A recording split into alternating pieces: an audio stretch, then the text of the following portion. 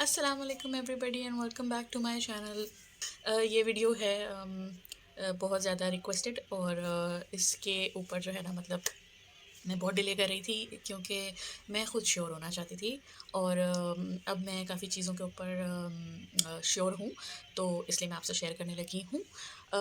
ये वीडियो है skin care के बारे में। एक्ने प्रोन वालों ने बड़ी रिक्वेस्ट की थी कि मेरे एक्ने कैसे कम हो गए या गायब होते जा रहे हैं या निशान कैसे जा रहे हैं, तो मैं उसके बारे में बता दूँ।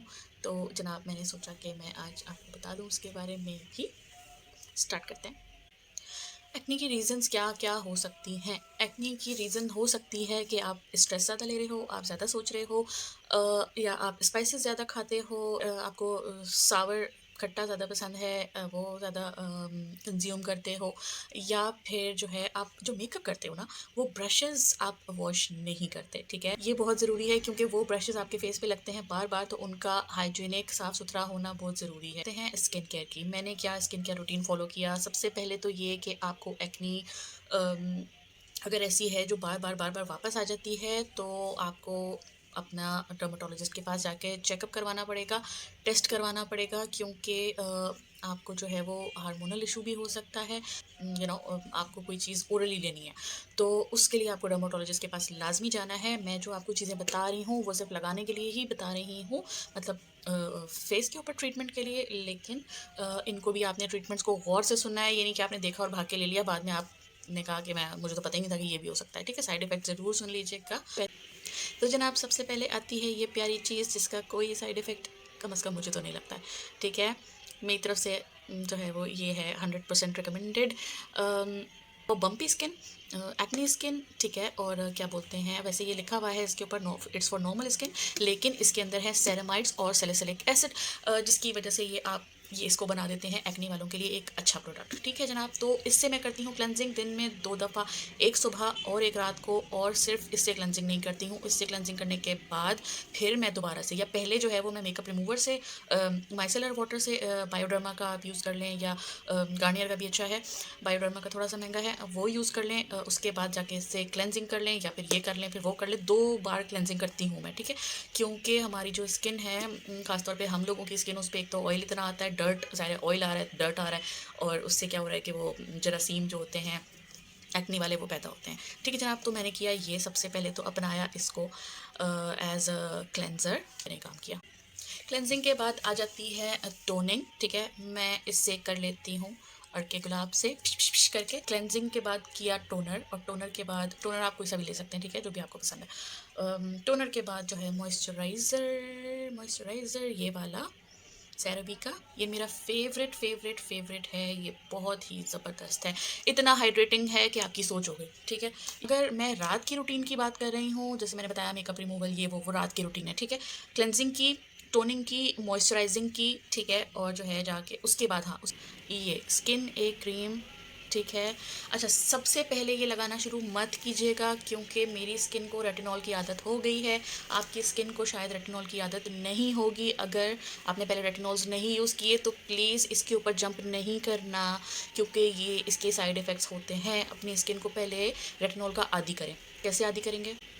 इस तरह, पहले मैंने यूज़ किया रेटिनॉल 0.2% इन स्क्वालिन। ठीक है, ये जो है इतना ज़्यादा हार्श नहीं होता है, बट फिर भी बिगिनर्स जिन्होंने नहीं यूज़ किया रेटिनॉल, उनके लिए ये तब भी हार्श है। ठीक है, तो इसके साथ मॉइस्चराइज़र का लगाना बिल्कुल लाजमी है, क्योंकि ये आपकी स्किन को ड्राई आउट करेगा जहाँ जहाँ एक्नी है। और दूसरी बात ये कि पैचेस हो जाएंगे, आपको ड्राई पैचेस हो जाएंगे, ख़ासतौर पे ये एरिया आपका, ये एरिया, ये एरिया, ये आपका फटना शुरू हो जाएगा अगर आपने मॉइस्चराइज़र नहीं लगाया। मैं आपको बता रही हूँ, मेरे साथ हुआ है, मैं आपको इसलिए बता रही हूँ कि रेटिनॉल यूज़ करते वक्त आप रेटिनॉल लगाने से पहले अपने ये एरिया, ये एरिया को मॉइस्चराइज़र से, थिक मॉइस्चराइज़र से अच्छी तरह से, या मे बी वैसलिन से अच्छी तरह से सेव कर लें, कवर कर लें। उसके बाद आप ये यूज़ करें, और उसके बाद आप दोबारा से, अगर आपने फर्स्ट मतलब आपका शुरू है, तो आप फिर दोबारा से मॉइस्चराइज़र लगा लें। ठीक है, मेरी स्किन को अब आदत है, तो मैं एक मरतबा मॉइस्चराइज़र लगाती हूँ, उसके ऊपर रेटिनॉल लगा लेती हूँ। अब मैं ये रेटिनॉल नहीं यूज़ कर रही हूँ, अब मैं रेटिनॉल की ये वाली किस्म यूज़ कर रही हूँ, रेटिनॉइड्स। ठीक है जनाब, ये जो है वो आप अपने डर्माटोलॉजिस्ट से पूछ कर ही यूज़ कीजिएगा। डर्माटोलॉजिस्ट आपको लिख देंगे, लेकिन इसके साइड इफ़ेक्ट्स हैं, स्किन फटना शुरू हुई, प्लीज़ डायरेक्ट इसके ऊपर जंप नहीं कीजिएगा। ठीक है, मेरी एक्नी क्योंकि बहुत ज़्यादा बढ़ रही थी, ख़राब हो रही थी, तो ऑब्वियसली मुझे I had to go to the dermatologist, right. तो मेरा जो भी प्रॉब्लम था उसकी वजह से डॉक्टर ने मुझे मेडिसिन लिख के दी।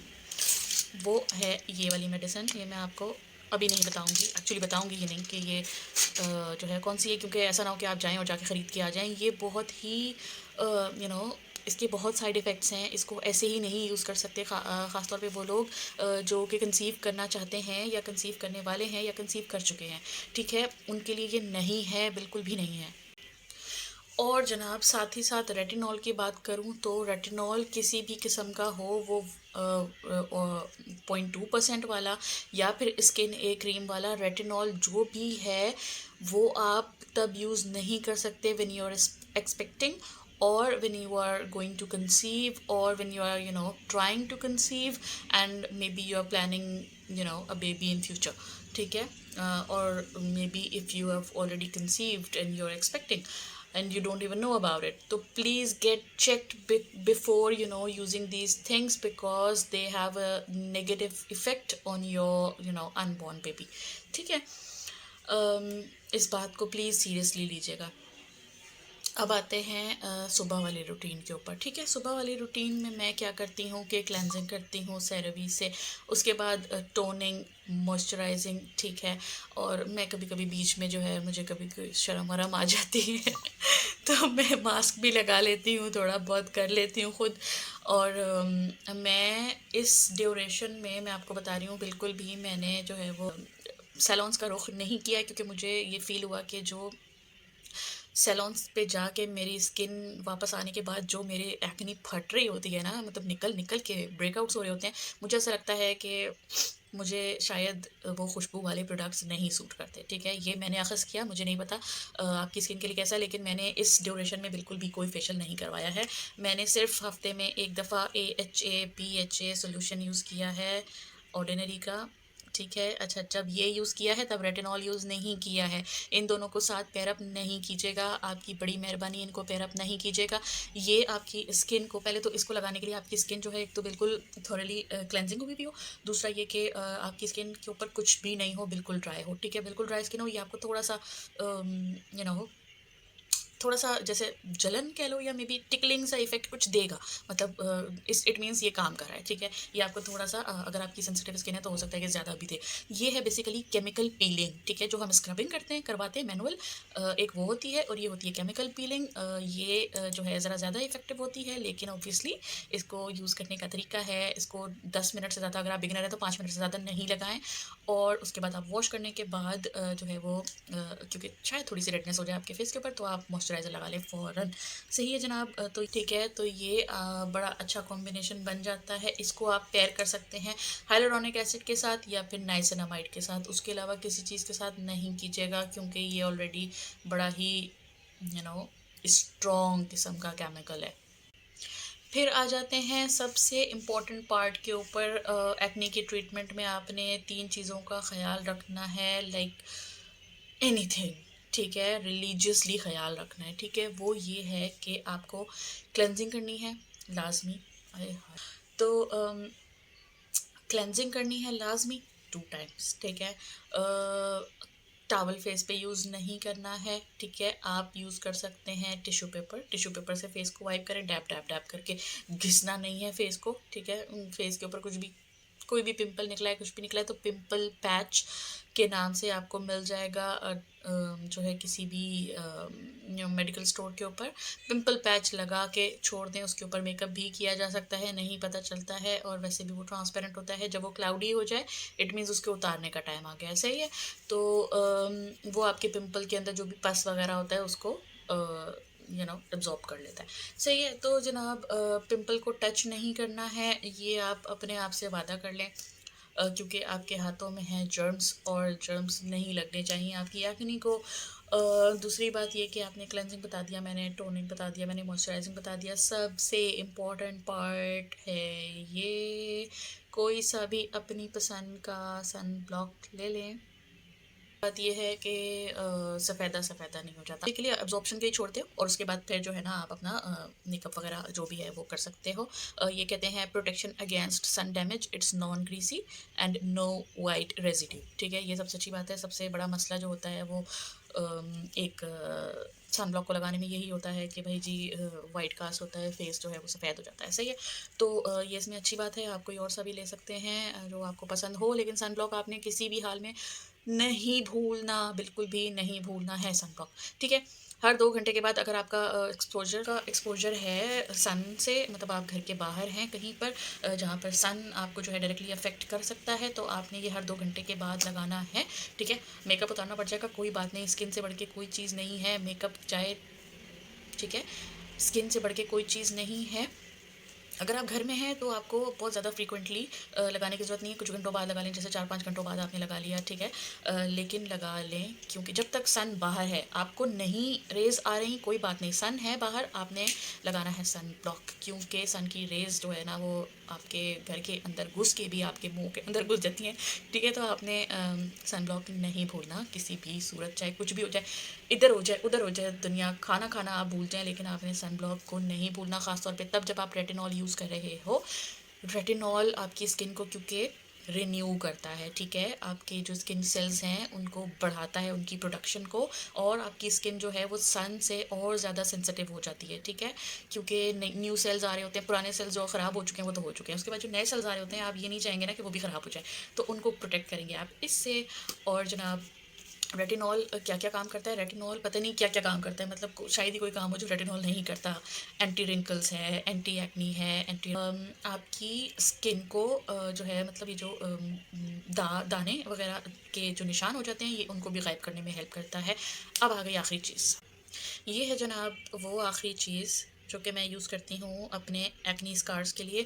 ऑब्वियसली जब एक्नी जाती है तो दाग छोड़ के जाती है। पहले तो मेरे यहाँ पे इतने दाग थे कि वो मेकअप भी बेचारा बड़ा मुश्किल से हाइड करता था। अगर मैं बेस की तय लगाती थी तो फिर जाके हाइड करता था। अब मेरे जो है वो काफ़ी हद तक कम हो गए हैं एक्नी के स्कार्स, और ये है एक्नीज़ की स्कार जेल।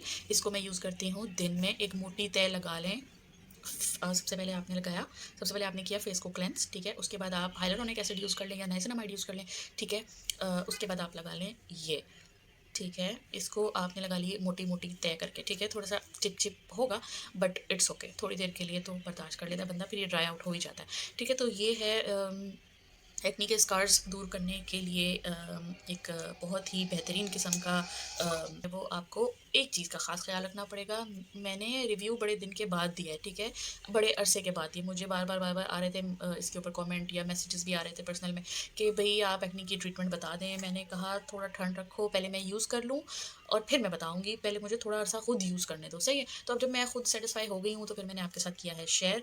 और जनाब जब आप कोई भी ट्रीटमेंट करते हैं फेस के लिए तो आपको एक चीज़ माइंड में रखनी है कि कोई चीज़ यूँ नहीं होती, ठीक है? यूँ नहीं हो सकती, कुछ भी कर लो, यूँ नहीं, दूर कर सकते हैं, स्किन को स्मूथ कर सकते हैं, ओपन पोर्स को बंद कर सकते हैं या श्रिंक कर सकते हैं। Shrink is the right word, बंद नहीं कर सकते, श्रिंक कर सकते हैं नाइसिनामाइड के थ्रू। स्किन ड्राई हो रही है तो अच्छा सा सीरम हाइलुरोनिक एसिड वाला, या फिर आप यूज़ करते सकते हैं सेरावी का मॉइस्चराइजिंग लोशन, ठीक है, या मॉइस्चराइजिंग क्रीम, डिपेंड करता है आपकी स्किन कितनी ड्राई हो रही है, ठीक है। ज़्यादा ड्राई है, बहुत ज़्यादा ड्राई है तो क्रीम वाला लें, अगर ज़्यादा ड्राई नहीं है तो फिर आप मॉइस्चराइज़र लगाना है।